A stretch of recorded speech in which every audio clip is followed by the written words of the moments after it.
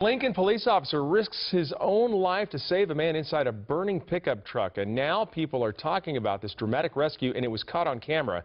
Well, tonight, a police officer and two civilians are being praised for their quick-thinking actions that likely saved a life. KCRA 3's Kevin Oliver is standing by live in Lincoln with what happened and the unanswered questions about the early morning rescue. Kevin. That's right. Police said the man was driving his truck right up here along the railroad tracks just off of Lincoln Boulevard. Police aren't sure how he got up on the rails or why he was up there, but his truck got caught there. It caught fire. The cab, as you're about to see, filled with flames, and the man was caught with his seatbelt on. It was just before sunup. Still, people could see the flames and smoke from the truck from more than a block away.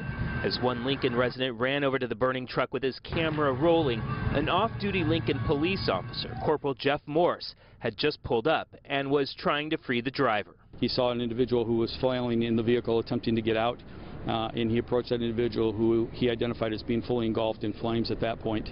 KCRA has chosen not to air the video in its entirety because it is graphic.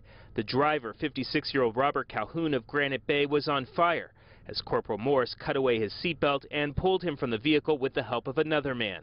A third grabbed a fire extinguisher and quickly put out the flames. The important part here is that, everybody, he was safe.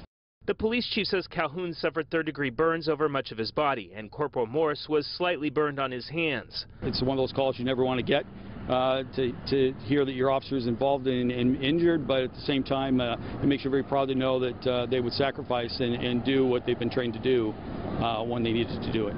Police say the other two men who helped left before police could get their names.